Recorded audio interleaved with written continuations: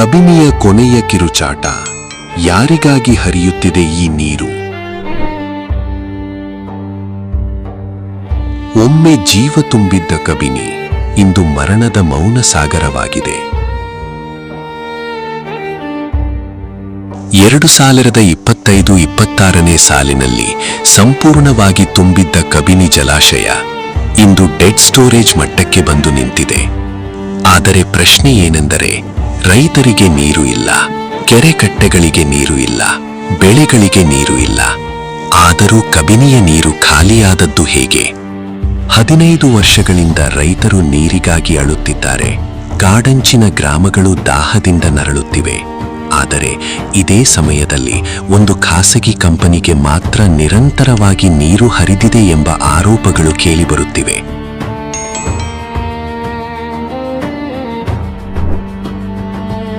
ಪ್ರತಿ ಬಾರಿ ಹೋರಾಟಗಾರರು ಸುಭಾಷ್ ಪವರ್ ಕಾರ್ಪೊರೇಷನ್ನ ನೀರು ಬಳಕೆಯ ಬಗ್ಗೆ RTI ಮೂಲಕ ದಾಖಲೆ ಕೇಳಿದಾಗ ನಿಜವಾದ ಮಾಹಿತಿ ಕೊಡುವ ಬದಲು ಅಗ್ರಿಮೆಂಟ್ ಪತ್ರಗಳನ್ನು ಮಾತ್ರ ತೋರಿಸಿ ಜನರ ದಾರಿ ತಪ್ಪಿಸಲಾಗುತ್ತಿದೆ ಎಂಬ ಗಂಭೀರ ಆರೋಪಗಳು ಕೇಳಿಬರುತ್ತಿವೆ.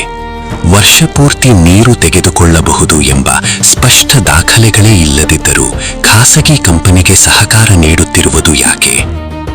ಯಾವ ಅಧಿಕಾರಿಗಳ ಆದೇಶದಲ್ಲಿ? ಯಾವ ಒತ್ತಡದಡಿ? ಯಾರ ಲಾಭಕ್ಕಾಗಿ? ಒಂದು ಬಾರಿ RTI ಕೇಳಿದರೆ ಮುಖ್ಯ ದಾಖಲೆಗಳನ್ನು ಮುಚ್ಚಿಡುವುದು ಏಕೆ? ಜನರ ಪ್ರಶ್ನೆಗಳಿಗೆ ಉತ್ತರ ಕೊಡುವ ಬದಲು ಸತಾಯಿಸುವುದು ಏಕೆ? ಇದು ಮಾಹಿತಿ ಹಕ್ಕಿನ ಉಲ್ಲಂಘನೆಯಲ್ಲವೇ?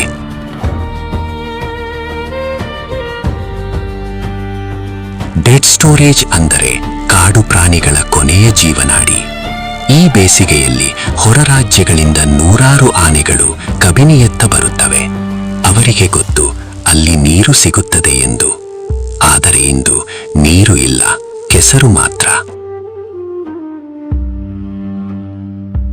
ನೀರಿನ ಆಸೆಯಿಂದ ಬಂದ ಮೂಕ ಜೀವಿಗಳು ಕೆಸರಿನೊಳಗೆ ಇಳಿದು ಅಲ್ಲೇ ಸಿಲುಕಿ ಸಾವಿನ ಅಂಚಿಗೆ ತಲುಪುತ್ತಿವೆ.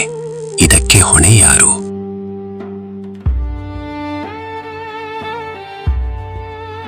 ಇಷ್ಟೆಲ್ಲ ಸಂಕಷ್ಟದ ನಡುವೆಯೂ ನೀರಿಲ್ಲದ ಕಬಿನಿ ಹಿನ್ನೀರಿನಲ್ಲಿ ಪ್ರವಾಸಿಗರನ್ನ ಕರೆದುಕೊಂಡು ಬೋಟ್ಗಳನ್ನು ಓಡಿಸಲಾಗುತ್ತಿದೆ.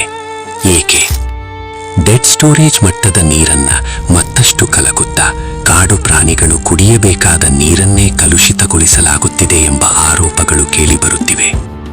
ಬದಿಯ ಮೇಲೆಯೇ ಬೋಟ್ ಓಡಿಸಿ ಮಣ್ಣನ್ನ ಕೆದಕುತ್ತಾ ಪ್ರಾಣಿಗಳು ಕುಡಿಯುವ ಕೊನೆಯ ನೀರನ್ನು ಹಾಳು ಮಾಡುತ್ತಿರುವುದು ಯಾಕೆ?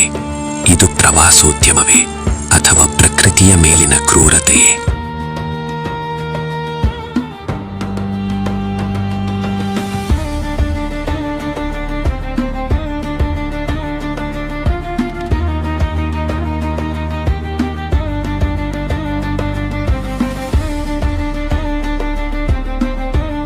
ಒಂದು ಕಡೆ ರೈತ ಕಣ್ಣೀರು ಸುರಿಸುತ್ತಿದ್ದಾನೆ, ಇನ್ನೊಂದು ಕಡೆ ಕಾಡು ಪ್ರಾಣಿಗಳು ದಾಹದಿಂದ ನರಳುತ್ತಿವೆ. ಆದರೆ ಅಧಿಕಾರಿಗಳ ಮೌನ ಮಾತ್ರ ಮುರಿಯುತ್ತಿಲ್ಲ. ಖಾಸಗಿ ಕಂಪನಿಗಳ ಲಾಭಕ್ಕಾಗಿ ಕಾಡು ಪ್ರಾಣಿಗಳ ನೀರನ್ನ ಕದ್ದವರು ಯಾರು?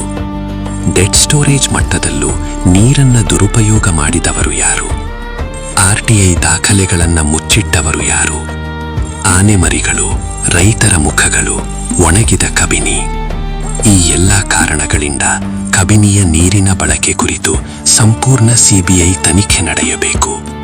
15 ವರ್ಷಗಳ ನೀರಿನ ಹಗರಣ, ಖಾಸಗಿ ಕಂಪನಿಗಳ ಪಾತ್ರ, ಅಧಿಕಾರಿಗಳ ನಿರ್ಲಕ್ಷ್ಯ, RTI ದಾಖಲೆಗಳ ಮರೆಮಾಚಿಕೆ, ಬೋಟ್ ಸಫಾರಿ ದುರುಪಯೋಗ ಎಲ್ಲವೂ ಸಾರ್ವಜನಿಕವಾಗಿ ಬಹಿರಂಗವಾಗಬೇಕು. ಕಬಿನಿ ಕೇವಲ ಜಲಾಶಯವಲ್ಲ, ಅದು ರೈತನ ಉಸಿರು, ಕಾಡು ಪ್ರಾಣಿಗಳ ಜೀವನಾಡಿ, ಮೂಕ ಜೀವಿಗಳ ಆಶ್ರಯ. ಆ ಜೀವನಾಡಿಯನ್ನ ಖಾಲಿ ಮಾಡಿದವರನ್ನು ಕಾನೂನಿನ ಮುಂದೆ ನಿಲ್ಲಿಸುವ ದಿನ ಬರಲೇಬೇಕು. ಜನತಾ ತೀರ್ಪು.